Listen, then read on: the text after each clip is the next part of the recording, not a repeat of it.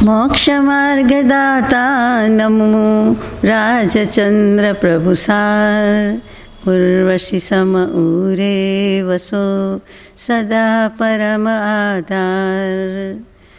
જેણે જાણ્યો ખરો આત્મા, આત્માને અન્યને અક્ષય પૂર્ણ જ્ઞાનિતે સિદ્ધને ધન્ય ધન્ય છે.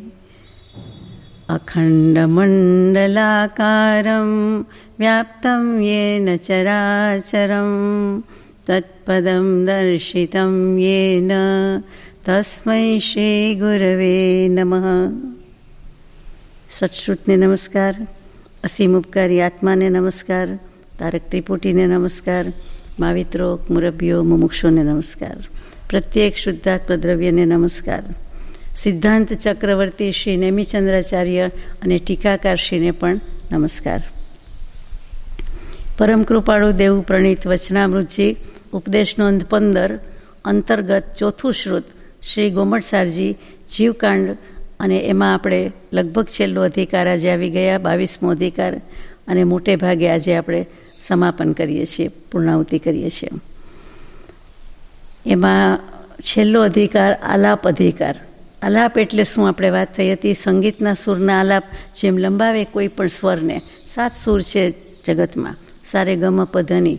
તો કે એ 7 સૂરમાંથી કોઈ પણ સૂર, કોઈ પણ અવાજ, શબ્દ જે કયો તે, આપણે જે બોલીએ તે, પણ જે કંઈ છે તે એને લંબાવીએ છીએ, એટલે કે એને તાલમાં તાનમાં લઈ જઈએ છીએ. એવું જ આલાપનો અર્થ થાય છે કે કોઈ પણ શબ્દ, કોઈ પણ વિષય, અને ખાસ કરીને 20 પ્રરૂપણા, દુનિયા આખીનો વિષય નહીં, 20 પ્રરૂપણા જે આપણે આખા જીવકાંડમાં આવી ગઈ તે, એ પ્રરૂપણા વિશે ખાસ વર્ણન, વિશેષ વર્ણન, સ્પેશિયલ વાત, કથન જે કયો તે કરતા હોઈએ. વાત, વર્ણન, કથન.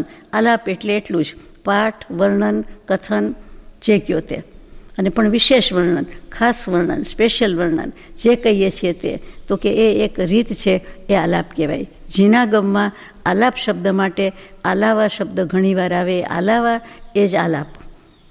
પ્રાકૃતમાં અર્ધમાગધીમાં આલાવા કહીએ છીએ, તે આલાવા એટલે આ પાઠ, જુદા જુદા પાઠ, પેરેગ્રાફ, ફકરા. પણ મૂળ શું, તો કે એમાં કંઈક કથન વર્ણન છે. કોનું, તો કે 20 પ્રરૂપણાનું વિશેષ પ્રકારે વર્ણન, તે આલાપ. ગાથા નંબર 715.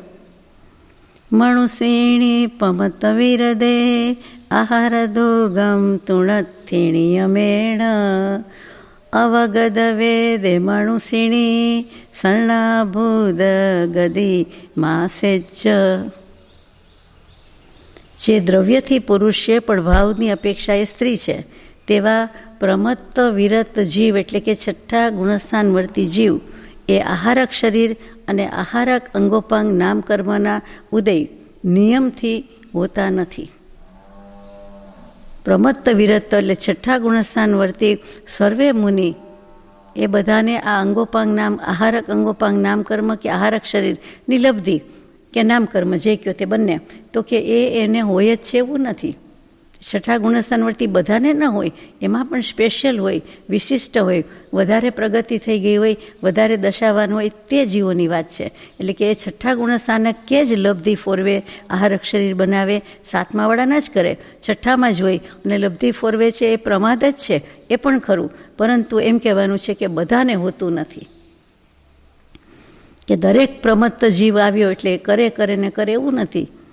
એમાંથી અમુકને કરવાનું હોય છે, અથવા અમુક કરે છે. વેદરહિત અનિવૃત્તિકરણ ગુણસ્થાનવાળા ભાવ સ્ત્રી મનુષ્યને જે મૈથુન સંજ્ઞા કહી છે એ ભૂત ગતિ ન્યાયની અપેક્ષાથી કહેવામાં આવે છે.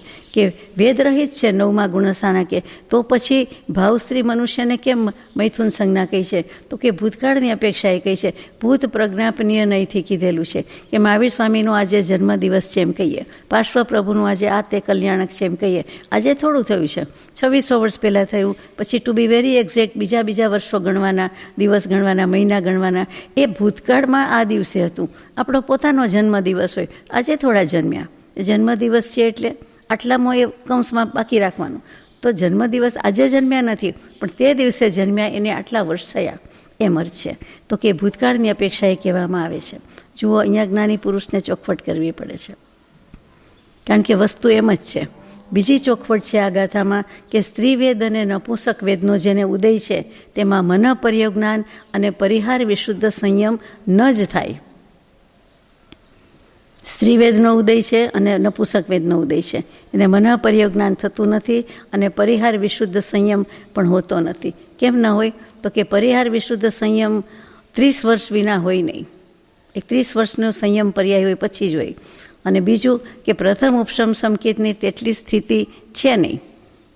આ બધું ઇન્ટરકનેક્ટેડ છે, એટલે એના પરથી આ નિયમ છે, અથવા નિયમ પરથી આ સમજવા માટે છે. એવી જ રીતે સાથે સાથે કહી દઉં કે શ્રેણીનું આરોહણ કરવાનું આવે ત્યારે પણ ત્યાં આરોહણ પણ કરી શકતા નથી. પહેલાં સંકેતમાં નથી, પ્રથમ ઉપશમમાં, દ્વિતીય ઉપશમમાં શ્રેણી આરોહણ કરી શકતા નથી. શા માટે કરી શકતા નથી? એટલો સમય જ નથી, એટલે એ પ્રમાણે બંને થતું નથી. પરિહાર વિશુદ્ધ સંયમ પણ નથી. પ્રથમ ઉપશમ સંકેત નથી થઈ શકતું, દ્વિતીય ઉપશમ સંકેત સુધી જઈ શકતા નથી. ભાવવેદ 9મા ગુણસ્થાનની ઉપર રહેતો નથી. અને આહારક વૃદ્ધિ અને આહારક પરિહાર વિશુદ્ધિ સંયમના જીવો દ્વિતીય ઉપશમ હોતું નથી, થતું નથી. એવો એને સંયોગ સંભવતો નથી, સાંપડતો નથી, એમ આવી જાય છે જવાબમાં. બહુ સમજવા જેવી વાત છે. કર્મકાંડમાં જરૂર આવવાનું છે, આપણે નિરાંતે લઈશું, એ સિવાય પણ લઈશું. અત્યારે આગળ જઈએ. ગાથા નંબર 716. ણરલદ્ય પજ્જતે એકોદુ અપૂર્ણ ગોદુ આલાવો લેસ્સા ભેદ વિભિન્ના સતવિયપ્પા સુરઠ્ઠાણા. મનુષ્ય ગતિમાં જે લબ્ધિ અપર્યાપ્ત છે તેમાં એક અપર્યાપ્ત આલાપ જ હોય છે. ફરીથી, મનુષ્ય ગતિ એમાં લબ્ધિ અપર્યાપ્તક જીવો, લબ્ધિ અપર્યાપ્તક જીવો અને નિવૃત્તિ અપર્યાપ્તક જીવો બે રીતે હોય. તો લબ્ધિ અપર્યાપ્તક જીવોની વાત અહીંયા આવી કે એને એક અપર્યાપ્ત આલાપ જ હોય છે, કારણ કે એને નિવૃત્તિ નથી, લબ્ધિ જ છે. દેવગતિમાં લેશ્યાભેદની અપેક્ષાથી 7 વિકલ્પ હોય છે. એ હશે. પેલા આવી ગયું છે લેશ્યાધિકારમાં, એટલે લેતા નથી. અને એમાં છેલ્લું એટલું દેવગતિમાં કે અનુત્તર વિમાન છે, એમાં શુક્લ લેશ્યાના ઉત્કૃષ્ટ અંશ હોય છે. બીજા બધામાં જે બધી લેશ્યા કઈ છે તેના અંશ હોય છે. વાંચવું હોય તો વાંચવું કે ભવંત્રિક એટલે ભવનપતિ વાણવ્યંતર જ્યોતિષી, એમાં તેજોકાય તેજસ લેશ્યા એટલે કે પિત્ત લેશ્યા એનો જઘન્ય અંશ, સૌધર્મ યુગલમાં તેજનો મધ્યમ અંશ, સનતકુમાર યુગલમાં તેજનો ઉત્કૃષ્ટ અંશ અને પદ્મ લેશ્યાનો જઘન્ય અંશ, બ્રહ્માદિક 6 સ્વર્ગમાં પદ્મનો મધ્યમ અંશ, શતાર યુગલમાં પદ્મનો ઉત્કૃષ્ટ અને શુક્લનો જઘન્ય અંશ. એટલે સતાર અને પછી સહસ્રાર આવે, એટલે 10મા 11મા દેવલોકની વાત આવી ગઈ. ત્યાં શુક્લ લેશ્યા અને એનો જઘન્ય અંશ હોઈ શકે છે. જુઓ, વિચારવાનું છે. દેવગતિમાં અને એમાં શુક્લ લેશ્યા અને એમાં જઘન્ય અંશ. પછી આણત આદિકમાં એટલે કે 11, 12થી આગળ જઈએ, 13મું 14મું દેવલોક, એટલે 12 દેવલોક છે. આમનાય ભેદથી 16 દેવલોક છે, એટલે છેલ્લા બેની વાત આવી. તો કે આણત, પ્રાણત, આરણ્ય, અચ્યુત, તો કે 13માં મધ્યમ અંશ અને પછી અનુદેશ અને અનુત્તર વિમાનમાં શુક્લ લેશ્યાનો ઉત્કૃષ્ટ અંશ. એટલે જઘન્ય, મધ્યમ અને ઉત્કૃષ્ટ ત્રણેય અંશ કયા? દેવગતિના દેવોને. એમાં દેવલોકના અમુક દેવોને જ જઘન્ય, મધ્યમ, ઉત્કૃષ્ટ, પણ શુક્લ લેશ્યા ત્યાં છે. ગાથા નંબર 717. સૌવસુરાણમ ઓઘે મિચ્છદુગે અવીરદેય તિર્ણેવ ણવરીય ભવણતિક પિથિણમ ચય અવિરદે પૂર્ણો. સમસ્ત દેવોમાં 4 ગુણસ્થાન જ સંભવ છે. એમાં પહેલું મિથ્યાત્વ, બીજું શાશ્વત અને ત્રીજું નહીં, ચોથું અવિરત સમ્યક દૃષ્ટિ. એ 3 ગુણસ્થાનમાં 3 આલાપ હોય છે. આલાપના ભેદ કેટલા? 3. એક આલાપના 3 ભેદ: સામાન્ય, પર્યાપ્ત, અપર્યાપ્ત. સામાન્ય એટલે પર્યાપ્ત અપર્યાપ્ત બંને આવી જાય, તે સામાન્ય કહ્યું. અને જુદું પણ પાડ્યું, એકલું પર્યાપ્ત હોય એ પણ ખરું, એકલું અપર્યાપ્ત હોય એ પણ ખરું. એટલે કેવી રીતે જુઓ છૂટું પાડ્યું છે કે કેટલાક એકલા સામાન્યમાં આવે, કેટલાક પર્યાપ્તમાં આવે, કેટલાક એકલા અપર્યાપ્તમાં આવે. એટલે બહુ ક્લિયર કટ મૂકેલું છે. હવે વિશેષતા શું છે કે ભવંત્રિક એટલે ભવનપતિ, વાણવ્યંતર અને જ્યોતિષી એ દેવો અને દેવી અને કલ્પવાસીની દેવી એટલા ને ચોથું ગુણસ્થાનકમાં એક પર્યાપ્ત જ આલાપ હોય છે. એમાં દેવ દેવી સ્પષ્ટતા મૂકી બંનેને. એટલે ભવનપતિના દેવ, વાણવ્યંતર અને જ્યોતિષ દેવ, પછી દેવી, અને પછી કલ્પવાસીની એટલે વૈમાનિકની દેવી. એ બધાને ચોથા ગુણસ્થાનકમાં એક પર્યાપ્ત જ આલાપ હોય છે, એક જ. એટલે અપર્યાપ્તમાં ના આવ્યા, સામાન્યમાં પણ ના આવ્યા. ગાથા નંબર 718.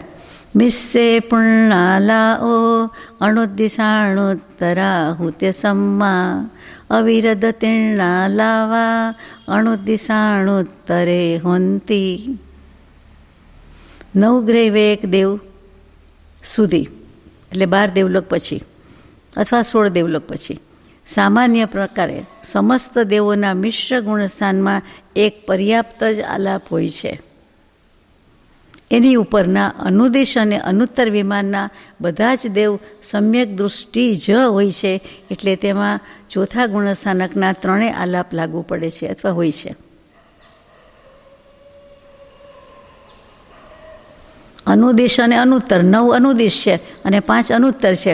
આ 14 દેવલોકના સ્તરમાં હંમેશા જે જાય તે સમ્યક દૃષ્ટિ જ હોય કે થાય કે રે, થાય નહીં, હોય જ, લઈને જાય છે. એટલે આ 14 સ્થાન એવા છે કે એમાં આપણે કદાચ પરિભ્રમણ ન કર્યું હોય નહીં, પણ નક્કી ન કર્યું હોય. 84 લક્ષ જીવયોનીમાં આમાં ન ગયા હોય, કોઈ ગયું પણ હોય, એટલે સમાવેશ તો કરવો પડે. ગયું હોય પણ પડી ગયું હોય. અનુત્તર વિમાનનું પડે નહીં, પણ 9 અનુદિશમાંથી કદાચ પડે, 2-3 ભવ બાકી હોય એમાં. તો કે ભલે એક ભવે જ પડીને પાછા બેઠા થઈ જાય, પણ પડી શકે. એટલે કે સમ્યક દર્શન થોડોક સમય પણ ન હોય એવું થઈ જાય. પણ માટે એમ કહેવાય કે 84 લક્ષ યોનીમાં બહુમતી પ્રમાણે ગણીએ તો કે આ 9 ને 5 14માં આપણે આટા ફેરા કે જન્મ મરણ કર્યા ન હોય. બાકી તો બધે જ જઈ આવ્યા છીએ. એકવાર નહીં, અનેકવાર નહીં, જ્ઞાની પુરુષના કહ્યા પ્રમાણે અનંતી વાર. અને એમણે જે માન્ય કહ્યું છે એ જ આપણે માન્ય કરવાનું છે. ગાથા નંબર 719. બાદર સુહુમેન્દીય વિતિ ચૌરેન્દીય અસણી જીવાણમ ઓઘે પુણ્ય તિણ્ય અપૂર્ણ ગે પૂર્ણ અપૂર્ણો દુ. આપણને કઈ ભાષામાં બોલે છે એવું લાગે નહીં? ઇન્દ્રિય માર્ગણામાં આલાપ કેટલા છે એ બતાવે છે. હવે એકેન્દ્રિય બાદર, સૂક્ષ્મ, 2 ઇન્દ્રિય, 3 ઇન્દ્રિય, ચૌરેન્દ્રિય, અસંગની પંચેન્દ્રિય જીવોમાંથી જેનું પર્યાપ્તિ નામ કર્મનો ઉદય છે તેના 3 આલાપ હોય છે. પર્યાપ્ત એ એક નામ કર્મનો ઉદય છે. નામકર્મની એક પ્રકૃતિ છે, એનો ઉદય છે. આપણે અંગોપાંગ નામકર્મ કહીએ, યાદ આવી જાય. સુસ્વર આવી જાય, યશ નામકર્મ આવે, એવા બધા આપણને યાદ આવી જાય છે. પણ પર્યાપ્ત નામકર્મ મોટે ભાગે યાદ ના આવે. પર્યાપ્તિની વાત લીધી હોય ત્યારે યાદ આવે કે પર્યાપ્તિ બંધાઈ જાય છે. તો શું કામ પૂરેપૂરી? તો કે પર્યાપ્ત નામકર્મનો ઉદય છે માટે બંધાઈ જાય છે. એમને નથી બંધાઈ જતી. જીવ જન્મ લે છે પહેલો જ સમય, ગર્ભમાં પ્રવેશે છે ને પહેલો સમય જે કહીએ છીએ તે ત્યારની વાત છે. કોઈ પણ જીવ જ્યાં પણ જન્મ લે છે ત્યાં તો કે પહેલો સમય કહીએ, પહેલી પર્યાપ્તિ કહીએ, તો આ પ્રમાણે છે. એકેન્દ્રિય બાદર સૂક્ષ્મ, પછી 2 ઇન્દ્રિય, 3 ઇન્દ્રિય, ચૌરેન્દ્રિય, અસંગની પંચેન્દ્રિય, એમાં પર્યાપ્ત નામકર્મનો ઉદય હોય તેને જ 3 આલાપ હોય છે. અને જેનો અપર્યાપ્તિ નામકર્મનો ઉદય હોય છે તેને માત્ર લબ્ધિ અપર્યાપ્ત આલાપ એક જ હોય છે. લબ્ધિ અપર્યાપ્ત એકનો જ ઉદય છે. લબ્ધિ અને નિવૃત્તિનો ડિફરન્સ તો આપ જાણો જ છો કે આંતરિક શક્તિ ને બાહ્ય શક્તિ. શક્તિ છે, પોટેન્શિયાલિટી છે, કેવું પડે છે એટલે લબ્ધિ અપર્યાપ્ત. પણ નિવૃત્તિ નથી એટલે સાંભળી શકતા નથી કે કરતાં કંઈ પણ ઇન્દ્રિય છે એનું પ્રવર્તન કરી શકતા નથી. એ શક્તિ નથી એનામાં. દેખાવથી છે અને કેટલીક વખત દેખાવથી જ નથી. અહીંયા તો નિવૃત્તિ કીધી છે. અને નિવૃત્તિ અપર્યાપ્તને પણ પર્યાપ્તિ નામકર્મનો જ ઉદય છે એટલે એને 3 આલાપ હોઈ શકે છે. ફરીથી લખ્યું એ. ચાલો ગાથા નંબર 720. સણની ઓઘે મિચ્છે ગુણપડી વણેય મૂલ આલાવા લધ્ય પુણ્ય એકો અપજતો હોદી આલાઓ. આલાવો એટલે આલાવો, આપણે કહીએ તે આલાપ. સંજ્ઞી જીવના જેટલા ગુણસ્થાન છે તેમાં મિથ્યા દૃષ્ટિ અને વિશેષ ગુણસ્થાનને પ્રાપ્ત થવાવાળા મૂળની જેમ જ આલાપ સમજવા જોઈએ. એને પણ એટલે કે જેટલા ગુણસ્થાનની વાત થઈ ગઈ છે તે પ્રમાણે જેટલા પણ ગુણસ્થાન છે એમાં મિથ્યા દૃષ્ટિ હોય કે વિશેષ ગુણસ્થાન હોય, એટલે કે મિથ્યા દૃષ્ટિથી આગળના, વધારાના કે પછીના, તો કે જે હોય તે પણ લબ્ધિ અપર્યાપ્ત સંજ્ઞી જીવ એક અપર્યાપ્ત આલાપ જ હોય છે. એક તો લબ્ધિ અપર્યાપ્ત અને એનો પાછો એક જ, અને એનો એક જ અપર્યાપ્ત આલાપ હોય છે. સંજ્ઞી જીવોમાં કોણ આવે તો કે તિર્યંશના 5 ગુણસ્થાન છે. સંજ્ઞી જીવ બધા લેવા પડે, જુદા જુદા લીધા છે આમાં. તો કે તિર્યંશ છે એના 5 ગુણસ્થાન જ છે. 5 હિ ગુણસ્થાન, 5 જ ગુણસ્થાન હોય છે. એમાં મિથ્યાત્વ, સાસ્વાદન, અસંયત એટલે 1, 2, 4માં 3 આલાપ હોય છે. અને મિશ્ર દેશ સંયત એટલે 3 અને 5માં એક પર્યાપ્ત જ આલાપ હોય છે. બીજા સંજ્ઞી જીવમાં સામાન્ય ગુણસ્થાનમાં જે આલાપ કયા છે તે પ્રમાણે સમજી લેવું. બધું એક સરખું જ છે, એટલા માટે રિપીટેશન નથી, પુનરાવર્તન નથી. સંજ્ઞી જીવમાં બીજા નારકી અને દેવો એના 4 અને મનુષ્યના 14 ગુણસ્થાન હોય છે. 14 ગુણસ્થાનમાં મનુષ્ય હોઈ શકે, છે, અત્યારે પણ છે, કાયમ માટે છે. કોઈક એકમાં હોય, કોઈક બીજામાં, કોઈક ત્રીજામાં, પણ મનુષ્ય કીધો એટલે 14 ગુણસ્થાનમાં એનો નંબર હોય ને હોય જ. ભલે ને પછી પહેલામાં જ હોય, બહુમતી તો પહેલાંની જ હોય. એવું કાંઈ નહીં, સિદ્ધ ભગવાન અનંતા મોક્ષે ગયા છે તો 14 હોય તો સિદ્ધ થાય તો હોય પણ ખરા, ન હોય? ન હોય. એની બધાની સંખ્યા આવી ગઈ છે આપણી પાસે, નથી. ચાલો, ગાથા નંબર 721. ભુવાઉ તે ઉવાઉણિચ ચ દુગ્ગણી દિગોદગે તિર્ણી તાણમ થોલી દરે સુવી પત્તે ગે તદ્દુભે દેવી. પૃથ્વીકાય, અપકાય, અગ્નિકાય, વાયુકાય, નિત્યની ગોદ, ઇતરની ગોદ એટલે કે ચતુર્ગતિની ગોદ, આટલા બોલી ગયા. એના સ્થૂળ અને સૂક્ષ્મ ભેદમાં તથા પ્રત્યેક એટલે પ્રત્યેક વનસ્પતિકાયમાં સપ્રતિષ્ઠિત અને અપ્રતિષ્ઠિત એટલે કે આપણી ભાષામાં સપ્રતિષ્ઠિત એટલે કંદમૂળવાળું, અપ્રતિષ્ઠિત એટલે એ સિવાયનું, કંદમૂળ સિવાયનું, એટલે યાદ રહી જાય. સ એટલે સહિત એટલે કંદમૂળવાળું, સહિત એટલે, અને એટલે રહિત એટલે આપણને યાદ રહી જાય. એમાં 3 આલાપ હોય છે. ફરીથી પૃથ્વીકાય, અપકાય, અગ્નિકાય, વાયુકાય આવ્યા તો વનસ્પતિકાય નહીં તો એ પણ આવ્યા, અને એના બંને ભેદ લઈ લીધા, સપ્રતિષ્ઠિત અને પ્રત્યેક. એટલે આપણે અત્યાર સુધી પ્રત્યેક અને સાધારણ વનસ્પતિકાય કહીએ છીએ. એ જ પ્રત્યેક એક જીવ છે એટલે એને અપ્રતિષ્ઠિત કહેવાય છે. સાધારણ, કોમન, અનંત જીવો બધું શેર કરે છે એટલે કંદમૂળવાળું, એટલે એ બધું સપ્રતિષ્ઠિત છે. એટલે આ રીતે આપણને યાદ રહી જાય એટલા માટે આમ કહેવાય છે. સપ્રતિષ્ઠિતમાં સાધારણ એટલે કોમન એટલે કંદમૂળ, બધું ઘણા જીવ છે, અને પેલું પ્રત્યેક એક જીવ છે. આ બધામાં 3 આલાપ હોય છે. એટલે સૂક્ષ્મ અને સ્થૂળ બંને ભેદ લઈ લીધા. એકેન્દ્રિયનું બધું લઈ લીધું, સૂક્ષ્મ સ્થૂળ, અને એમાં 3 આલાપ હોઈ શકે છે. પર્યાપ્ત હોય, અપર્યાપ્ત હોય, સામાન્ય હોય. 10 જીવોમાં સામાન્ય રીતે 14 ગુણસ્થાન હોય છે, પણ સામાન્ય રીતે લખે છે. એના આલાપમાં કાંઈ વિશિષ્ટતા નથી. ગુણસ્થાન સામાન્યથી જે પ્રકારે આલાપ બતાવ્યા છે તે જ પ્રકારે સમજી લેવાના છે. પૃથ્વીકાયથી માંડીને ત્રસ સુધીમાં જેટલા ભેદ છે તેમાં લબ્ધ અપર્યાપ્ત છે તેમાં એક જ આલાપ હોય છે. લબ્ધિ અપર્યાપ્ત, અપર્યાપ્તનો અપર્યાપ્ત આલાપ છે. આગળ જઈએ, યોગ માર્ગણાની વાત છે હવે. ગાથા 723. એકારસ જોગાણમ પૂર્ણગદાણમ સપૂર્ણ આલાઓ મિસ્સ ચૌકસ પૂર્ણો સગ એક પૂર્ણ આલાઓ. 4 મનોયોગ, 4 વચન યોગ, 7 કાય યોગ, એમ મળીને 15 યોગ. એમાં ઔદારિક મિશ્ર, વૈક્રિયક મિશ્ર, આહારક મિશ્ર, કાર્મણ, એ 4ને છોડીને એટલે કે કેટલા રહ્યા? 15માંથી 4 જાય એટલે 11 રહ્યા. તો કે 11 યોગને પોતપોતાનો એક પર્યાપ્ત આલાપ હોય છે.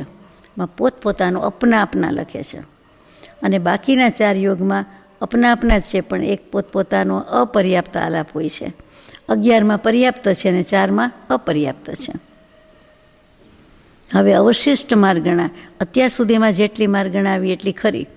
આજે પછી જે બીજી માર્ગણા રહી 14માંથી થોડીક પૂરી કરી, એ બધીની એક સાથે વાત આવી જાય છે કે અવશિષ્ટ માર્ગણાઓ કે આલાપો को अब संक्षेप में कहते हैं. गाथा नंबर 724. वेदादाहारोत्तीय सगुण ठाणाण मोघ आलाओ णवरीय संडितीणम णथी हु आहार गाणम दुगम. વેદ માર્ગણાથી માંડીને આહાર માર્ગણા સુધીની 10 માર્ગણામાં પોતપોતાના ગુણસ્થાનના એક સરખા આલાપ હોય છે. વિશેષતા એટલી કે ભાવ નપુંસક અને ભાવ સ્ત્રીવેદી છે તેને આહારક કાયયોગ અને આહારક મિશ્ર કાયયોગ હોતા નથી. એટલે કે તે આહારક શરીર લબ્ધિ ધારા હોઈ શકતા નથી, થઈ શકતા નથી, કરી શકતા નથી, એનો ઉદય જ નથી. જે માર્ગણામાં જે ગુણસ્થાનનો સંભવ છે તે આલાપ બતાવ્યા છે અને તે જ આલાપ તે માર્ગણામાં હોય છે. એ અહીંથી યથાસંભવ સમજી લેવાનું છે. જુઓ, છેલ્લો અધિકાર છે, છેલ્લું છે, એટલે પહેલી વાર એવું આવવા માંડ્યું કે આગળથી સમજી લેવું જોઈએ, અથવા અત્યાર સુધી જે આવી ગયું ત્યાંથી વાંચી લેવું, સમજી લેવું.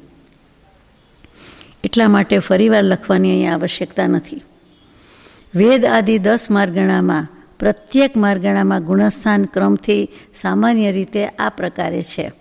વેદ માર્ગણામાં અનિવૃત્તિકરણના સવેદ ભાગ સુધી 9, કષાય માર્ગણામાં ક્રોધ, માન, માયા, બાદર, લોભ યથાક્રમે અનિવૃત્તિકરણ એટલે 9માં વેદ રહિત 4 ભાગ સુધી 9, સૂક્ષ્મ લોભનો એક સૂક્ષ્મ સાંપરાય.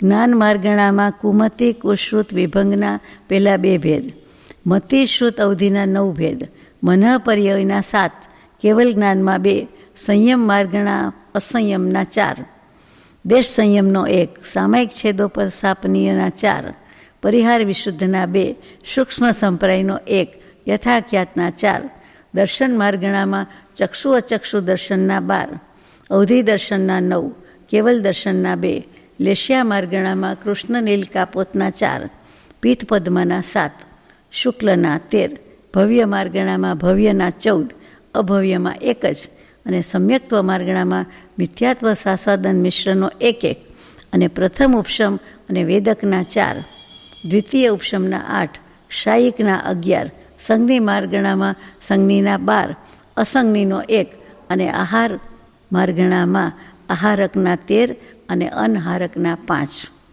આ પ્રમાણે ગુણસ્થાનનો ક્રમ મૂક્યો છે.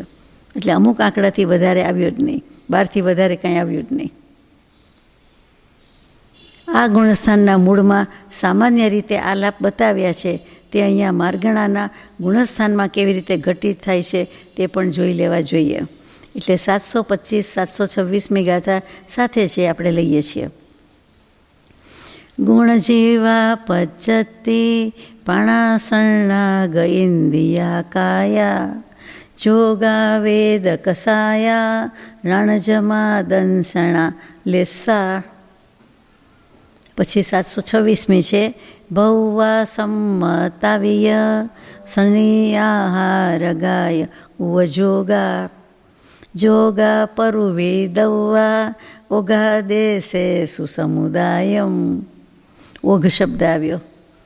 ઓઘ એટલે સામાન્ય, સામાન્ય એટલે ગુણસ્થાન.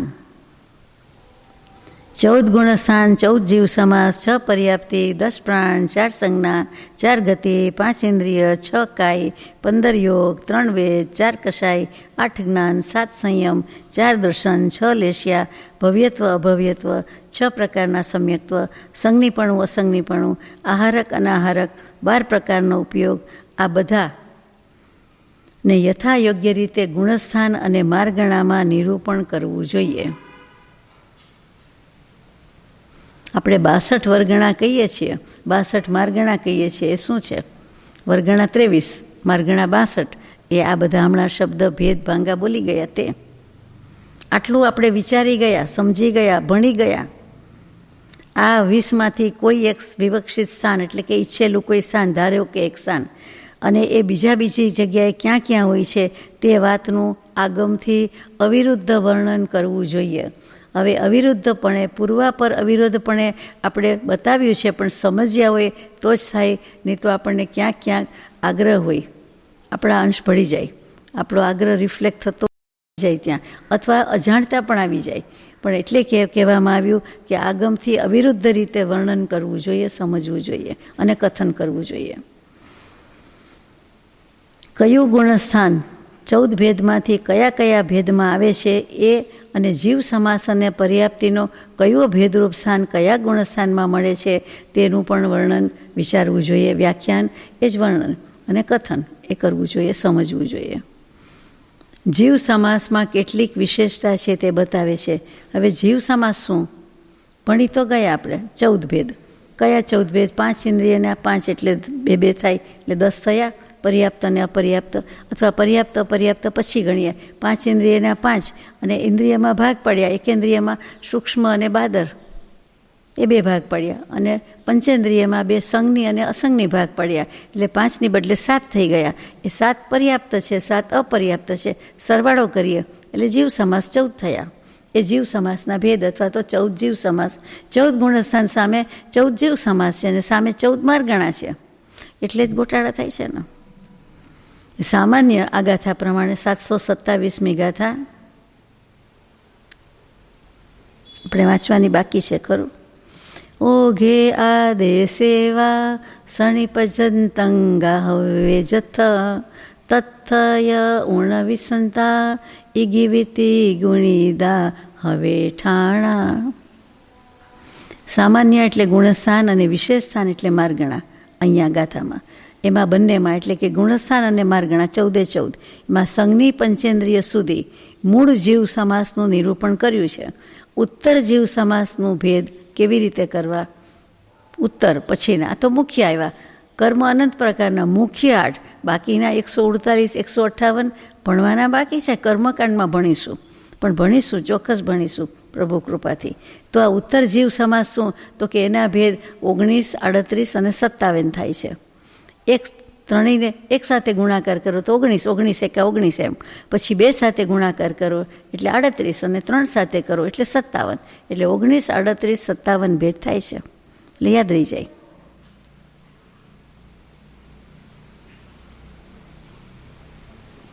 એનું વિશેષ સ્વરૂપ તો જીવ સમાસના અધિકારમાં આવી ગયું છે. ચાલો, ગાથા નંબર 728. એમાં ગુણ જીવ શબ્દ લે છે અને એની વાત કરે છે. ગુણની પણ વાત, જીવની પણ વાત. કેવી રીતે? 20 ભેદની પ્રરૂપણા સાથે. આપણે જે 20 ચેપ્ટર ભણી ગયા, 22મું છેલ્લું છે, તો કે 20 ચેપ્ટરમાં 20 પ્રરૂપણા આવી. માર્ગણા 14, એ 14 માર્ગણા 20 પ્રરૂપણામાં સમાવેશ પામી જાય છે. એકનું બીજામાં, બીજાનું ત્રીજામાં, એમ કરીને 14ની 20 થાય છે. એટલે એમાં ફેર નથી. પ્રરૂપણા એ જ માર્ગણા ગણો. અને આપણી એની સામે 14 ગુણસ્થાનક લીધા, 14 જીવ સમાસ લીધા. આટલી જ વાત છે. આ 3 વસ્તુ આવે છે: 14 ગુણસ્થાન, 14 જીવ સમાસ અને 14 માર્ગણા. એનું વર્ણન 20 પ્રરૂપણામાં આવ્યું. તે આ ગોમટસારજીનો જીવકાંડ વિભાગ, પહેલો વિભાગ. ગાથા 728. વીરમુહ કમલનિગય સયલ સુયગહણ પયડણ સમત્થમ નમિઉણ ગોયમમહં સિદ્ધમ તાલાવ મણુવચ્છમ. પૂરું કરે છે. હવે અંતિમ તીર્થંકર, ચરમ તીર્થંકર શ્રી વર્ધમાન સ્વામીના મુખ કમળથી નિર્ગત, નીકળેલું નહીં, ગયેલું નહીં, નિર્ગત સમસ્ત શ્રુત સિદ્ધાંતને ગ્રહણ કરીને અને પ્રગટ કરવામાં સમર્થ શ્રી ગૌતમ સ્વામીને નમસ્કાર કરીને હું આ સિદ્ધાંત આલાપને કહીશ. સિદ્ધાંત આલાપ કે જે વીર ભગવાનના મુખ કમળથી ઉપદેશાયેલા શ્રુતમાં વર્ણિત સમસ્ત પદાર્થોને પ્રગટ કરવામાં સમર્થ છે. મૂળ પુરુષ શ્રી મહાવીર સ્વામીને વંદન કરીને અને એમના મુખ કમળથી નિર્ગત ઉપદિષ્ટ શ્રુત સિદ્ધાંત જે છે તે શ્રી ગૌતમ સ્વામીએ ગ્રહણ કર્યું અને જેમ છે તેમ પ્રગટ કર્યું. એટલે તેમને નમસ્કાર કરીને, અને તેમણે જે પ્રગટ કર્યું, જે ગ્રહણ કર્યું, પ્રગટ કર્યું, તે જીનવાણીમાં ચોખ્ખું કીધું નથી, પણ તે શ્રુતમાં વર્ણિત સમસ્ત પદાર્થ પ્રગટ થાય છે એટલે તેને પણ હું નમસ્કાર કરું છું, એટલે જીનવાણીને પણ હું નમસ્કાર કરું છું. એટલે ત્રણેયનું વર્ણન આવી ગયું. દેવગુરુ ધર્મ આવી ગયા, એમ સતદેવમાં શ્રી મહાવીર સ્વામી આવી ગયા, સદગુરુમાં શ્રી ગૌતમ સ્વામી આવી ગયા, અને સદધર્મ જે વસ્તુનું નિરૂપણ કર્યું છે, પ્રરૂપણ કર્યું છે, તે પણ આમાં આવી ગયું.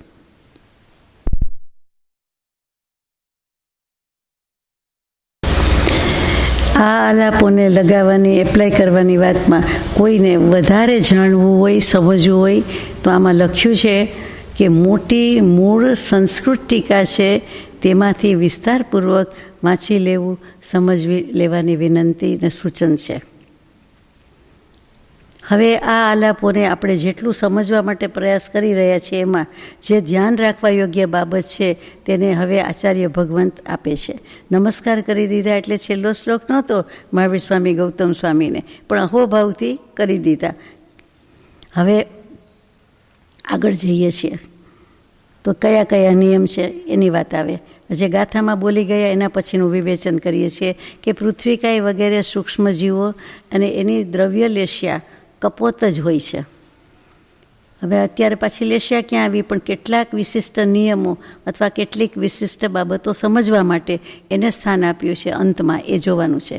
એટલે એ સૂક્ષ્મજીવોની દ્રવ્ય લેશિયા કપોત જ હોય છે, અને સમસ્ત વિગ્રહ ગતિ સંબંધી જે કોઈ કાર્બન શરીર છે, કાર્બન શરીરવાળા છે, એટલે કાર્બન શરીર જ એની શુક્લ લેશિયા હોય છે.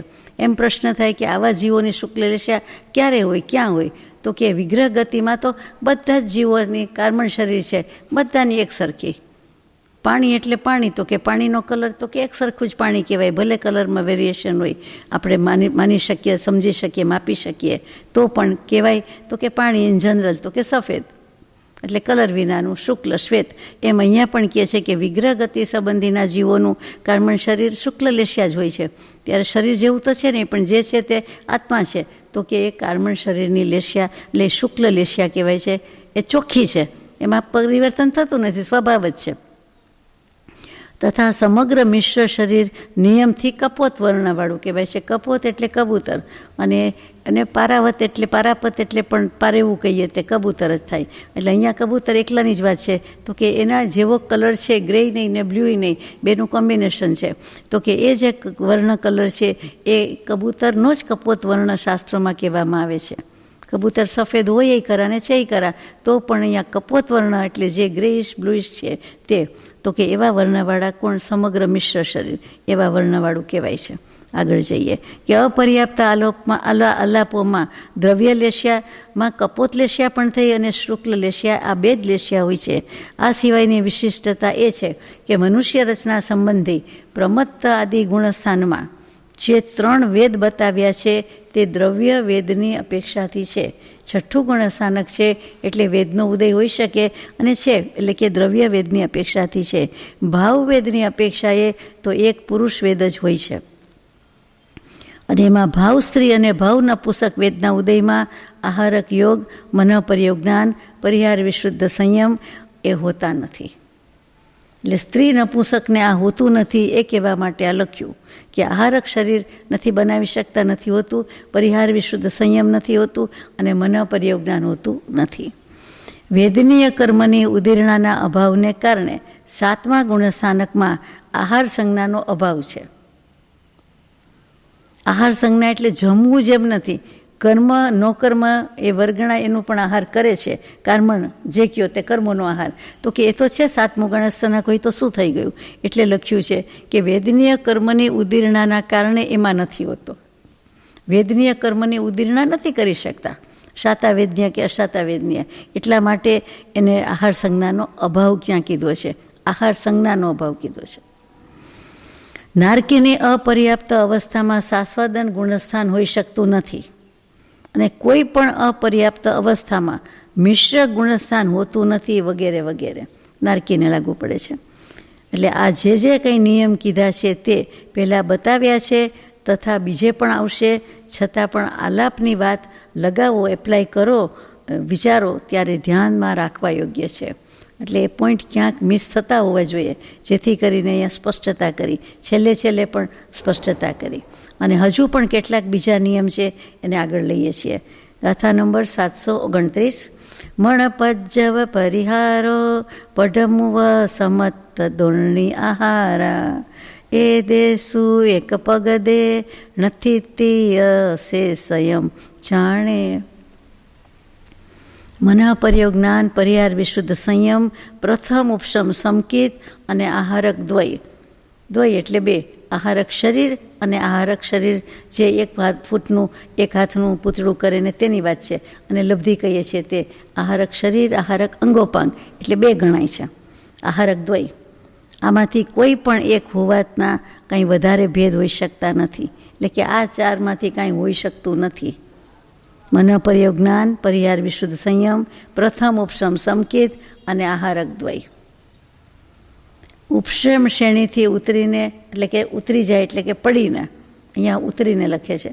અવિરત આદિ ગુણસ્થાનને પ્રાપ્ત કરવાવાળા એટલે કે શ્રેણીમાંથી પડતા પડતા ચોથે આવ્યા ત્યાં સુધી જે કોઈ પોતાની લેશિયા પ્રમાણે મરણ કરીને જાય છે, મરણ થઈ જાય છે પોતપોતાની લેશિયા પ્રમાણે, તો એ દેવ પર્યાયને પ્રાપ્ત કરે છે એટલે કે દેવગતિમાં જાય છે.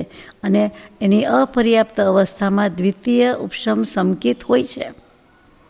ત્યાં સુધી દ્વિતીય ઉપશમ સમકિત છે ને અપર્યાપ્ત અવસ્થામાં એટલે કે વિગ્રહ ગતિમાં ત્યાં સુધી ખરું ભેગું ને ભેગું, પછી ન કહેવાય એમ, એનો અર્થ એમ થયો. ચાર ગતિમાંથી એક દેવ અપર્યાપ્તને છોડીને એ સિવાય બીજી કોઈ પણ ગતિમાં અપર્યાપ્ત અવસ્થામાં દ્વિતીય ઉપશમ સમ્યક તો હોતું નથી. પણ આ દેવગતિ વેરી સ્પેશિયલ થયા કે તેમાંથી એ દેવોને અપર્યાપ્ત અવસ્થામાં દ્વિતીય ઉપશમ સમકિત હોય છે. એ સિવાયનાને નથી હોતું, સાબિત થયું. તો અપર્યાપ્તમાં તો બધા ચોખ્ખા હોય, બધું જ ચોખ્ખું હોય. તો કે જે પૂર્વે પડી ગયા છે તો કે એમાંથી કેટલુંક સારું કહેવાય, કેટલુંક પડી ગયા એટલે ખરાબ કહેવાય. તો પછી એ લાગુ પડતું નથી ત્યાં, પણ દેવગતિમાં ગયા છે તેને લાગુ પડે છે.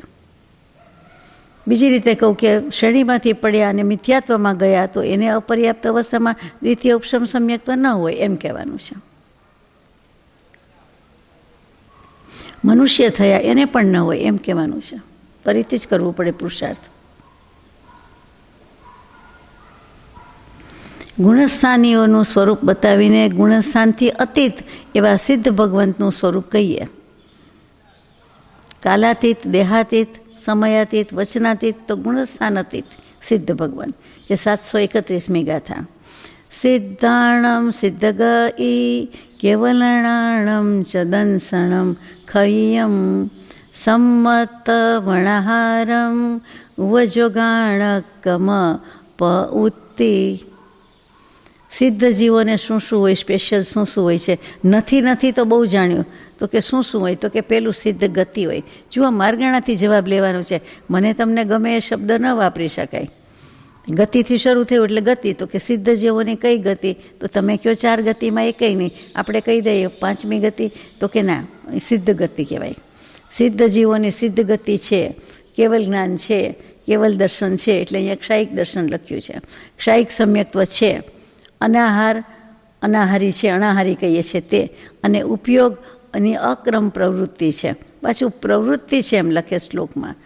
પ્રવૃત્તિ એટલે ત્યાં પાછું કંઈક કરવાનું હોય, એક્ટિવિટી હોય, પણ એમ એટલા માટે. તો હા, પ્રવૃત્તિ જ છે. તો કે અક્રમ પ્રવૃત્તિ. તો ક્રમ વિનાની એટલે શું? આદેધડ, અવ્યવસ્થિત, ઠેકાણા વિનાની એમ હોય? એમ તો હોય નહીં. જેમ છે તેમ છે સિદ્ધાર્થમાં. તો સંપૂર્ણ શુદ્ધ છે. તો અક્રમ શું કામ કીધું? યુગપદ છે, એનો ઉપયોગ બંને સાથે છે. દર્શન ઉપયોગ, જ્ઞાન ઉપયોગ એ બંને સાથે છે. ઉપયોગને હંમેશા વ્યાખ્યા કરીએ ત્યારે કહીએ છીએ ચેતનાની પરિણતિ વિશેષ કે ચૈતન્યનો કંઈ વ્યાપાર કહીએ એટલે બિઝનેસ કહીએ એટલે એક્ટિવિટી કહીએ એટલે પ્રવૃત્તિ. જ્ઞાની પુરુષોને પ્રવૃત્તિ કહે છે. તો એ અક્રમ પ્રવૃત્તિ એટલે યુગપદ હોય છે તેટલા માટે છે. અને બીજું અણાહારી કેમ છે? તો કે કર્મ અને નો કર્મ એ બધા સાથેનો સંબંધ હર હંમેશ માટે છૂટી ગયો, તૂટી ગયો. હવે કાંઈ છે જ નહીં. કાયા નહીં, કશાય નહીં, કર્મ નહીં, કોઈ ભાવ નહીં. એટલે અણાહારી. પછી આહાર ક્યાં લેવાનો આવે? એટલે કર્મ જ નથી લેતા, કર્મ જ ગ્રહણ નથી કરતા. આપણને એમ થાય કે જમવાનું નહીં, પણ કાયા હોય તો જમે, કાયા નથી જમતી. એ ગમ્યું આપણને. કર્મનો આહાર જ નહીં. એટલે સર્વથા અનાહાર એ સિદ્ધ ભગવંતનું સ્વરૂપ છે. એટલા માટે આપણે કહેતા હોઈએ છીએ અનાહારી પદની પ્રાપ્તિ માટે આ વ્રત, આ નિયમ, આ પચખાણ કે આ તપશ્ચર્યા. ગાથા નંબર 732. ગુણ જીવ ઠાણ રહ્યા સણા પજ્જતિ પાણ પરિહીણા શેષણવ મગ ગુણા સિદ્ધા શુદ્ધા સદા હોંતી. સિદ્ધ ભગવંત એટલે સિદ્ધ પરમેશથી લખ્યું. 14 ગુણસ્થાન, 14 જીવ સમાસ, 4 સંજ્ઞા, 6 પર્યાપ્તિ, 10 પ્રાણ આનાથી રહિત હોય છે. જે છે એની વાત આવી, તો હવે નથી એની વાત આવી કે સિદ્ધ પરમેશ છે એટલે સિદ્ધ ભગવંત. 14 ગુણસ્થાન નથી, 14 જીવ સમાસમાં નથી, એમાં સિદ્ધ જીવ ક્યાંય આવતા નથી. 2 જ ભાગ હતા, સંસારી સિદ્ધ. સંસારીનો છેદ ઉડાડી દીધો તો નો કોન્ટેક્ટ એઝ સચ, તો આપણી સાથે કોન્ટેક્ટ તોડી નાખ્યો, તૂટી ગયો, એટલે કાંઈ નહીં. 14 જીવ સમાસમાં આપણે પણ એમને રાખ્યા નથી. 4 સંજ્ઞા નથી, આહાર ભય મૈથુન પરિગ્રહથી. 6 પર્યાપ્તિ, કાંઈ શરીર જ નથી, શું ધારણ કરવાનો જન્મ તો નથી. 10 પ્રાણ, એકેય પ્રાણ નથી. પ્રાણમાં કોઈક વખત એમ કહેવામાં આવે, પૂછવામાં આવે તો કે સિદ્ધ ભગવંતને ભાવ પ્રાણ તો છે, અને 4 ભાવ પ્રાણ છે. અનંત જ્ઞાન, અનંત દર્શન, અનંત સુખ, અનંત વીર્ય, એટલે જ્ઞાન, દર્શન, ચારિત્ર, સુખ. જે કયો એ વીર્ય, એટલે કે વીર્ય ગુણ વિના બધું દેખાય કરે કે જણાય કાંઈ હોય નહીં, એટલે ભાવ પ્રાણ તો કહેવાય ને કહેવાય. એમ શ્વેતાંબરામનાયમાં તો વાત આવે કે ભાવ પ્રાણ 4 કહેવાય. આપણે સમજી જવાનું કે 10 પ્રાણ એટલે જે શરીર હોય છે, દેહધારી હોય છે, એને જે 10 પ્રાણ હોય છે તે તો નથી જ, એટલે દ્રવ્ય પ્રાણ તો નથી જ. ભાવ પ્રાણ કહેવા હોય તો કયો, જે કેવું હોય તે કયો, ક્યાં વાંધો છે. આ સિદ્ધ ગતિ જ્ઞાન દર્શન, સમ્યક દર્શન અને અનાહારને છોડીને બાકીની 9 માર્ગણા એમાં હોતી નથી. માર્ગણાથી લીધું છે કે સિદ્ધ ગતિમાં કઈ કઈ માર્ગણા હોય તો કે જ્ઞાન, દર્શન, ચારિત્ર, સમ્યક્ત્વ લખ્યું, જ્ઞાન, દર્શન, સમ્યક્ત્વ અને અનાહારીપણું. એ જે 4 થઈ ગઈ, એ 4 કે કેટલી થઈ એ સિવાયની એને છોડી દો તો 9 માર્ગણા બાકી રહી, એ મળતી નથી, હોતી નથી, હોઈ શકતી નથી. એટલે કે 14માંથી 4 ગણીએ તો 10 થવી જોઈએ, આ 9 છે એટલે અહીંયા 5 ગણી છે. સિદ્ધ ગતિ, જ્ઞાન, દર્શન, સમ્યક્ત્વ જુદું અને અનાહાર. સમ્યક્ત્વને માર્ગણા ગણી છે ને, મિથ્યાત્વને ગણી છે, અસમ્યક્ત્વને સમ્યક્ત્વને ગણી છે. એટલે દર્શન માર્ગણા જ્ઞાન દર્શન ગુણ અપેક્ષા હતી, એટલે એમાં જાય છે. એટલે 5 બાદ કરવાની, 9 માર્ગણા તો છે જ નહીં, 5 છે. એમ સિદ્ધ સદા સદા શુદ્ધ હી રહેતે હે, કારણ કે મુક્તિ પ્રાપ્તિ પછી, મોક્ષની પ્રાપ્તિ પછી હવે ફરીથી કર્મ બંધ લાગતો નથી, હોઈ શકતો નથી. ગાથા નંબર 733. હવે આ બધું વાંચીને જાણીને એનું ફળ શું મળે?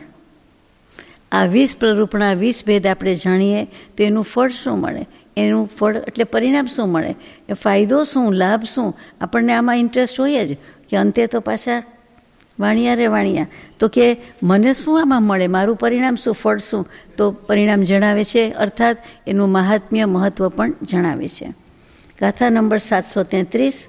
નિખેવે યથે નયપમાણે નિવૃત્તિ અણિયોગે મગ્ગૈવે સંભેયમ સોજાણ ઈયપ સભાવમ. જે ભવ્ય જીવ આ ગુણસ્થાન વગેરે 20 ભેદનો નિક્ષેપ, એકાર્થક એટલે પર્યાય શબ્દ, નય, પ્રમાણ, નિરુક્તિ, અનુયોગ વગેરેથી જાણી લે છે, તે આત્મ સ્વભાવને સમજી લે છે. આત્મ સદભાવને સમજે છે એટલે આત્માનું અસ્તિત્વ સમજે છે. સમજે છે એટલે શું? જેમ છે તેમ સમજવું ને સમાવવું, એ બંનેનું ઐક્ય કરે તે અનુભવ પદમાં વર્તે. એટલે એ સમજે છે એટલે સાચા અર્થમાં જે સ્વરૂપ સમજ્યા વિના, જે સદભાવ સમજ્યા વિના આ બધી ઉપાધિ કે દુઃખ છે એમાંથી આ સમજાઈ જાય છે. ફરીથી 20 ભેદનું નિરૂપણ નયથી, નિક્ષેપથી, એકાર્થથી, પ્રમાણથી, નિરુક્તિથી અને અનુયોગથી કરવામાં આવે છે. જે કોઈ જાણી લે છે તે આત્મ સ્વભાવને સમજી લે છે. અહીંયા સદભાવ લખ્યું છે. સદભાવ એટલે અસ્તિત્વ, સદભાવ એટલે પદાર્થ, સદભાવ એટલે સ્વભાવ.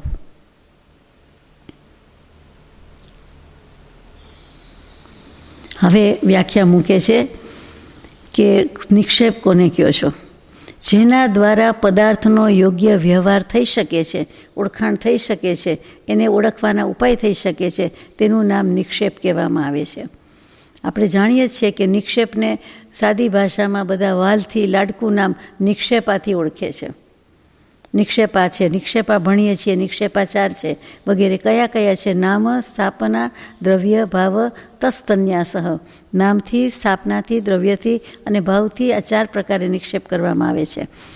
તો નામ, સ્થાપના, દ્રવ્ય, ભાવ, નિક્ષેપ એટલે શું? રોજ વ્યવહાર કરીએ છીએ આપણે. કોઈને વ્યક્તિને નામથી બોલાવીએ છીએ, સરનેમથી બોલાવીએ કે જે કાંઈ હોય તે, અથવા તો કોઈ પણ વસ્તુનું નામ લઈને કહીએ છીએ કે આ વસ્તુ આપો, કે આ વસ્તુ ગ્રહણ કરો, કે આ વસ્તુ વાપરો, કે આ ખોલો, કે બંધ કરો. તો નામ વિના તો કંઈ છે જ નહીં. એટલે નામ તો પેલું છે ને છે, એટલે નામ છે, એટલે નિક્ષેપ છે. કોઈ પણ વસ્તુને જાણવાનો ઉપાય છે તો નામથી. પછી સ્થાપના કરીએ છીએ, એ તો બહુ જાણીતું છે. કોઈ પણ વસ્તુ ક્યાંય પણ સ્થાપીએ છીએ, સ્થિર કરીએ છીએ, મૂકીએ છીએ. કોઈ વાર થોડી વાર માટે, થાળી વાટકા ટેબલ પર ડિનર પ્લેટ મૂકીએ તો થોડી વાર માટે મૂકીએ છીએ, તો એટલી સ્થિરતા છે. પ્રતિમાજી, ચિત્રપટજીની સ્થાપના કરીએ તો હંમેશ માટે કરીએ છીએ, કે આ દીર્ઘકાળ માટે સ્થાપના કરીએ છીએ. તો કે એ રીતે સ્થાપના કરી કહેવાય. સ્થાપના કહીએ, પ્રતિષ્ઠા કહીએ તે, તો કે સ્થાપના નિક્ષેપ છે, કે જેથી એ આત્મા, એ શુદ્ધાત્મા થઈને બેઠો એને ઓળખવાનો પ્રયાસ, એમના દર્શનથી, ગુણથી વગેરેથી, અને એને નામથી ઓળખવાનો પ્રયાસ કે આ મહાવીર સ્વામી છે, આ શાંતિનાથ ભગવાન છે, આ મલ્લીનાથ ભગવાન છે, એવી રીતે. પછી દ્રવ્યથી.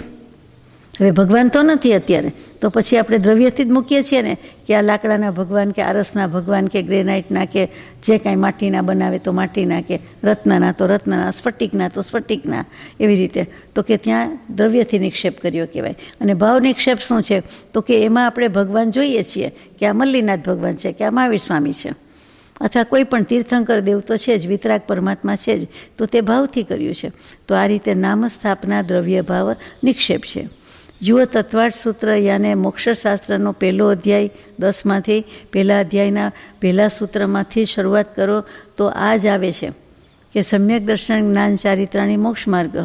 સમ્યક દર્શન જ્ઞાન ચારિત્રની એકતાને ત્રણેય હોય ત્યારે એ મોક્ષ માર્ગ કહેવાય છે. માર્ગો નથી, બહુવચન નથી, ત્રણેય એકમાં આવી જાય છે, ત્રણેય અભેદ ભાવે આવે છે. પછી કેવી રીતે થાય છે? તો કે તન નિસર્ગાત અધિગમાત્વા, એટલે એ નિસર્ગથી અથવા અધિગમથી થાય છે. પણ એની પહેલાંનું સૂત્ર તત્વાર્થ શ્રદ્ધાનમ સમ્યક દર્શનમ, કે તત્વ અને અર્થનું શ્રદ્ધાન થાય છે, શ્રદ્ધા નહીં, તેને સમ્યક દર્શન કહેવાય છે કે થાય છે. તો કે તત્વ અર્થનું શ્રદ્ધાન શું, કેવી રીતે થાય? તો કે તન નિસર્ગાત, એટલે તે નિસર્ગ કુદરતી રીતે થાય છે અથવા અધિગમથી થાય છે, એટલે કોઈ સદગુરુના ઉપદેશથી, નિમિત્તથી, શાસ્ત્રના નિમિત્તથી વગેરેથી. એટલે એ આવી ગયું. પછી પ્રમાણ નહીં અધિગમ, તો એ જ આવે કે પછી નામ, સ્થાપના, દ્રવ્ય, ભાવ, તસ્તન્યાસઃ પ્રમાણ નહીં અધિગમ, એ જ સૂત્ર આવ્યા કે આ કેવી રીતે થાય? તો કે નહીંથી અને પ્રમાણથી એનું જ્ઞાન થાય છે. પછી બધું ધીમે ધીમે આવતું જાય. એમાં નિક્ષેપ શબ્દ આવી ગયો, એટલે નય, નિક્ષેપ, પ્રમાણ. અત્યારે આપણે આટલી વાત રાખીએ, નિક્ષેપની વાત પૂરી કરીએ, આગળ જઈએ. પછી પર્યાય શબ્દ પણ હોવા જોઈએ, કે પ્રાણભૂત અસાધારણ લક્ષણને એકાર્થ કહેવામાં આવે છે. તો આપણે કહીએ છીએ કે પ્રાણી, ભૂત, જીવ અને સત્વ, એ શબ્દ લઈએ તો પ્રાણી એટલે આત્મા, જીવ, ભૂત એટલે આત્મા, ભૂત એટલે અહીંયા વનસ્પતિ કાંઈ કીધી અને એને આત્મા કીધો છે. પ્રાણી, ભૂત, સવ પાણાણે ભૂયાણમ જીવાણમ સત્તાણમ અસાયણાએ. આ જગતમાં સમસ્ત 14 રાજલોકમાં મેં જે કોઈ પ્રાણીની, ભૂતની, જીવની અને સત્વની આશાધના કરી હોય તો તસ્મિચ્છામિ દુક્કડમ. તો કે એ શું આવ્યું? પ્રાણી, એમાં પ્રાણી આવી ગયા. પછી ભૂત, એમાં વનસ્પતિકાય આવી ગઈ. પછી શું આવ્યું? જીવ, એમાં બધા જીવ આવી ગયા, પંચેન્દ્રિય અને આંતેન બધા. પછી સત્વ, એટલે જેનું અસ્તિત્વ છે, અમને દેખાય કે ન દેખાય, સ્થૂળ હોય કે સૂક્ષ્મ હોય, તે કેવલી પ્રભુએ જે કોઈ જોયા છે તે બધા જ જંતુ, કે ન દેખાય તેવા એકેન્દ્રિય, પૃથ્વીકાય, પછી અપકાય, તે ઉકાય, વા ઉકાય, કેટલાક દેખાતા જ નથી સૂક્ષ્મ ને બાદરમાં. તો કે એ બધા જીવો આવી ગયા. તો કે એકાર્થક છે. બધાનો અર્થ જીવ કે આત્મા થાય છે. આપણે વાપરતા નથી, જીવ અને આત્મા જ વાપરીએ. કોઈ વાર પ્રાણી વાપરીએ, કોઈ વાર વાપરીએ, બાકી વાપરતા નથી. પણ ખરેખર એ જ છે કે પ્રાણી, ભૂત, જીવ અને સત્વ એ બધા એકાર્થક છે, પર્યાય શબ્દ છે. એકાર્થક એટલે તો આપ સમજો, દરિયોને સાગર કયો, નદીને સરિતા કયો, બધા પર્યાય શબ્દ છે. પછી નય, નય, નય એટલે નહીં. સૌરાષ્ટ્રવાસી નહીં બોલે એટલે નહીં એમ. તો કે નય, એટલે વસ્તુને એક અંશને ગ્રહણ કરવું, વસ્તુના એક અંશને જોવું, સમજવું, એનાથી ઓળખાણ પાડવી, તે નહીં કહેવાય. કોઈ પણ એક વસ્તુ છે, સફરજન, તો સફરજન એટલે બસ એક ઉપરથી બોલતા આવે તો દેખાઈ જાય, એમ ખબર પડી જાય. તો કે પછી આવા કલરનું છે, લાલ, લીલું કે પીળું, તો કે લાલ લીલું છે, લાલ છે કે લીલું છે, અને આવતા હોય છે લીલા પણ. એટલે તો આપણે એમ કહીએ પછી કે આ કાચું છે કે પાકું. એટલે ઉપલક ઓળખાણ છે, એક એંગલથી ઓળખાણ છે. પહેલાં ખાલી કલરની કહી, લાલ કે લીલું, પછી ખાટું કે મીઠું, એ વાત આવી, પછી નાનું કે મોટું આવ્યું, પછી આનો શેપ બરાબર ગોળ છે ને આનો શેપ લંબગોળ છે, આપણા માથા જેવો. તો એમ કંઈક વિચાર કરીએ તો દરેક વખતે એક એક વસ્તુની વાત છે. અને પ્રમાણથી કેવલી પ્રભુને સફરજનનું વર્ણન કરવું હોય તો કેટલું સુંદર કરે, કેટલું લાંબુ કરે, વિશદ વર્ણન કરે. કેમ ઉગે, ક્યાં ઉગે, કેવી માટી, કેટલું પાણી, કેવા બી હોય અને કેવું કેવું થાય. પછી તો ઘણું બધું, એટલે ઉગાડવા માટે આવ્યું. પછી ફળ પાકી જાય પછી તો કે એની છાલ વિશે કે એના કલર વિશે કે આખી 14 રાજલોકમાં જેટલા સફરજન જ્યાં થતા હોય બધા વિશેનું વર્ણન આવે. તો કે બધા એંગલથી આવે. ટૂંકમાં કહું તો બધા એંગલથી, બધા અભિપ્રાયથી, દૃષ્ટિબિંદુથી વાત આવતી હોય તો એ પ્રમાણથી કહેવાય. અને પછી ફૂલ્લી, એટલે કે એમાંથી કાંઈ બાકી ન રહે, એક પણ અંશ બાકી ન રહે, એટલું સફરજનનું જ્ઞાન ત્યારે હોય અને મળી જાય ને આપી દે આપણને. એવું દરેક દ્રવ્યનું તત્વનું આપેલું છે, એટલે આપણને અઘરું જરાક લાગે છે. તો આ પ્રમાણ, પ્રમાણનો બીજો શબ્દ, પર્યાય શબ્દ જ્ઞાન. જ્ઞાનમ પ્રમાણમ ઇતિ આહુહુ. જ્ઞાન એ જ પ્રમાણ છે, પ્રમાણ એ જ જ્ઞાન છે, એટલે એ જ્ઞાન થઈ ગયું. પછી નિરુક્તિ, એટલે વ્યાકરણ વ્યુત્પત્તિથી આપણે જે શબ્દ છૂટા પાડીએ છીએ તે. નિરુક્તિ એટલે વ્યુત્પત્તિ, એટલે કે કયો શબ્દ છે તો છૂટો પાડવાનો. એમ કોઈ પણ શબ્દ છે તો આપણે એને થોડું છેદન ભેદન કરીને છૂટું પાડીએ છીએ તો કે આપણને સમજાઈ જાય છે, તરત જ સમજાઈ જાય છે. અવિભાજ્ય કયું હોય તો કે જેના વિભાગ ન થઈ શકે તેવું, તો કેટલું સમજાઈ જાય છે. છૂટું પાડીએ, કોઈ વાર સમાસથી છૂટું પાડીએ, કોઈ વાર સંધિ છૂટી પાડીએ, અને કોઈ વાર આપણે પહેલો શબ્દ અને બીજો શબ્દ એ છૂટો પાડીએ, કોઈ વાર ધાતુ એટલે ક્રિયાપદથી છૂટું પાડીએ. એ ગમ ટુ ગો અને ગમ ટુ નો પછી થઈ જાય. જવું એટલે જાણવું જ આવે. ગમ પરથી ગતિ શબ્દ આવ્યો, પછી ગમન, આગમન, આવાગમન, પુનરાગમન, સિદ્ધ, પછી સ્વદેશ ગમન, વિદેશ ગમન, તો કે બધું પછી આવડી જાય. તો કે ગમ મૂળ શબ્દ આવ્યો, ગમ ક્રિયાપદ આવ્યું, બધું આવડી ગયું. તો કે એવી રીતે થાય. તો એ નિરુક્તિથી કે વ્યુત્પત્તિથી એટલે વ્યાકરણથી આપણે સમજ્યા કહેવાય. આમાં બધું આવે છે એટલે કહું છું. પછી અનુયોગ. અનુયોગમાં શું આવશે?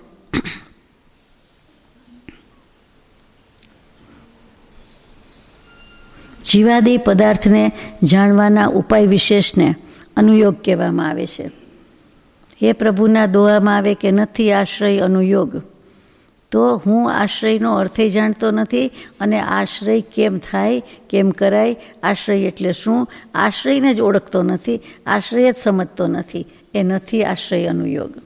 ત્યાં દ્રવ્યાનુયોગ, ચરણાનુયોગ, કર્ણાનુયોગ ન ચાલે. ત્યાં અનુયોગનો અર્થ એ નથી. એટલે કે આ પદાર્થને જાણવાના ઉપાય વિશેષ, મોક્ષ છે ત્યાં સુધી સમજ્યા, પણ છઠ્ઠું પદ ન હોય તો અધૂરું. મોક્ષને જાણવાના એટલે કે મેળવવાના ઉપાય છે. ભગવાને ત્યાંય છઠ્ઠું પદ મૂકી જ દીધું છે. હવે આમાં જાણવાના ઉપાય શું? આપણને આમાં રસ. એ ઉપાય, મોક્ષના ઉપાય છે છેલ્લી કડીમાં, છેલ્લી લીટીમાં હરી જાય, થાકી જાય તો બને નહીં, એ તો મુખ્ય છે. તો કે નિર્દેશ સ્વામિત્વ સાધનાધિકરણ સ્થિતિ વિધાનતઃ. 6 ભેદ આવી ગયા. નિર્દેશ, સ્વામિત્વ, સાધન, સ્થિતિ, અધિકરણ. થઈ ગયા? ન થયા? 5 થયા. હા, નિધાન છે. એ નિધાન શબ્દ ભૂલથી છે, વિધાન છે. થતો હશે, વપરાતો હશે, પણ વિધાન છે. મોક્ષશાસ્ત્રમાં પણ વિધાન શબ્દ છે. એટલે નિર્દેશ, સ્વામિત્વ, સાધન, અધિકરણ, સ્થિતિ અને વિધાન. એટલે વિધાન ગોખાઈ ગયું છે, આમાં નિધાન છે. એટલે એ વિધાનનો અર્થ કે નિધાનનો અર્થ ભેદ જ છે, પ્રકાર. આ 6 પ્રકારના ઉપાય છે. અને જે આ પ્રકારે પ્રરૂપણાને જાણી લે છે, જે આપણે જીવકાળના ઉપલક, ઉપરચોટિયા, પહેલી વખતના અભ્યાસમાં જે કંઈ વોટેવર લિટલ બીટ આપણે જાણ્યું, પણ જો સરખું જાણી લે, યથાર્થ જાણી લે, તો આત્માના સમીચીન સ્વરૂપને સમજી લે છે. સમીચીન એટલે યોગ્ય, સમ્યક. અહીંયા યોગ્ય એ જે સ્વરૂપ જેમ છે તેમ, જેવું છે તેવું, એ આપણે પણ સમજી ગયા કહેવાય. કેવલી પ્રરૂપિત તત્વ છે. કેનારમાં કોઈ દોષ નથી, એને જિલ્લરમાં દોષ નથી. મહાવીર સ્વામી, ગૌતમ સ્વામી અને આચાર્યદેવ બધા નામ આવી ગયા, તો કે પછી કોનામાં દોષ હોય? ઝીલનારા, આપણે સાંભળનારા, વાંચનારા, વિચારનારા તો પણ સમજી જવાનું છે. આ 6નો અર્થ લાંબો નથી કરતી. નિર્દેશ, સ્વામિત્વ, સાધન, અધિકરણ, સ્થિતિ, વિધાનત. મારી ભાષામાં, આપણી ભાષામાં, જુદી ભાષામાં, સાદી, સીધી સાદી ભાષામાં કોણે, કોને, કોના વડે, ક્યાં, ક્યારે અને કેવા ભાવ છે, આ 6નો જવાબ છે. આ 6 પ્રશ્ન છે, એનો જવાબ કે સમાધાન લેવું એટલે આ પુસ્તકમાંથી આપણને જે કહ્યું તે, જે સમજાવ્યું છે તે. કોઈ વસ્તુ જગતમાં મુશ્કેલ તો છે જ નહીં, દુર્લભ તો છે જ નહીં. એટલે જરાક અઘરું લાગે પણ અશક્ય તો છે જ નહીં. 2 વાર વાંચવું પડે, 2 વાર લખવું પડે, કંઈ 1 વાર લખવું પડે, આવડી જાય. હવે અહીંયા આલાપ અધિકાર અને આ જીવકાંડ પૂરો થાય છે આજે. અને આશીર્વાદ રૂપે છેલ્લી ગાથા એમણે જ મૂકેલી છે, ગાથા નંબર 734, અંતિમ ગાથા. અજ્જજ શેણ ગુણગણ સમૂહ સંધારી અજીય શેણ ગુરુ ભુવન ગુરુ જસ ગુરુ સોરાઓ ગૌમટો જય ઉ. શ્રી આચાર્ય કયા? આર્યસેન આચાર્ય. એના અનેક ગુણને ધારણ કરવાવાળા અને 3 લોકના ગુરુ, જગતગુરુ શ્રી અજીતસેન આચાર્ય, જેના ગુરુ છે તે શ્રી ગોમટરાય એટલે કે ચામુંડ રાજા, જયવંત રહો, જયવંત રહો. ચામુંડરાયના સવાલ જવાબથી, નાની શંકાથી આટલું ગોમટસારજી શાસ્ત્ર આપણને મળ્યું. સિદ્ધાંત ચક્રવર્તી શ્રી નેમિચંદ્રાચાર્ય લખવાની કૃપા કરી. ષટખંડાગમ ધવલા ટીકાના આધારે જય ધવલા, મહાધવલા પણ એમાં સમાવેશ પામી જાય છે. તો કે એ ચામુંડ રાજા જયવંત રહો, એટલે જેના નિમિત્તે લખ્યું છે એને લખ્યું છે કે જયવંત રહો. એટલે કે એ નિમિત્તનો જય જયકાર કર્યો, તો કે હા, એ નિમિત્તનો જય જયકાર એ અપેક્ષાએ કે જયવંત રૂપ પદને પ્રાપ્ત કરે, તે પદને નમવું. તે પદને નમવું એટલે શું? તો કે જે પદ નિર્વાણ પદ, મોક્ષ પદ, આત્મપદ, આત્મા થઈને રહી જાય તે પ્રાપ્ત થાવો, એમ આશીર્વાદ કર્યા છે. એટલે જેમ સુખી થાવો એમ લૌકિકમાં આશીર્વાદ કહેવાય છે. જેને બોલતા આવડે તેને વડીલોને કે સુખી થાવ. કેટલાક વડીલો આપણને સુખી થાવ અને સુખી કરો એવો બેવડો આશીર્વાદ આપી દે. એટલે આપણે થાવ અને કરો બંને. તો કે અહીંયા પણ એવું છે કે જયવંત થાવો, એટલે કે તમે જે ચામુંડ રાજાને જે પદ છે એનો જય જયકાર છે. શું કામ? તો કે નિર્વાણ પદ, મોક્ષ પદનો જય જયકાર કરે તે જયવંત રૂપ પદને તમે પ્રાપ્ત થાવો. પ્રણમું પદ તે વરતે જયતે સુખધામ અનંત સુસંત ચહી દિન રાત્ર રહે તદ ધ્યાન મહી. પછી પર શાંતિ અનંત સુધામય જે પ્રણમું પદ તે વરતે જયતે, એમાં જયવંત રૂપ પદને નમસ્કાર છે. ચામુંડરાયને તો છે જ. અંતમાં ક્યાંય પણ અત્યાર સુધીમાં આશય ફેર થયો હોય, ઉચ્ચાર ભેદ થયો હોય, જીનાજ્ઞા વિરુદ્ધ કહેવાઈ ગયું હોય, ઉતાવળમાં ઉપયોગ ચૂકાઈ ગયો હોય તો પંચપરમેષ્ઠી ભગવંતની સાક્ષીએ તો હોય જ, પણ આપ સૌ સુજનોની સાક્ષીએ પણ ક્ષમા ચાહું છું, ખમાવું છું. સમ્યક ત્વધારે સમજે સ્વભાવ વિભાવતો કર્મજનિત ભાવ દેહાદિના જાણી શકે જરાય સ્વરૂપ તેના કદીએ મનાય તૃપ્તિ સ્વભાવે ધર્યુર રાખું સદા મહાઉત્તમ સુખ ચાખું આધાર આત્મા તણી ભાવનાનો ટકાવતા કેવળ જ્ઞાન પામો આધાર આત્મા તણી ભાવનાનો ટકાવતા કેવળ જ્ઞાન પામો. શ્રી રાજચંદ્ર પ્રભુપાદ વંદુ સહજાત્મ સ્વરૂપ પરમ ગુરુ.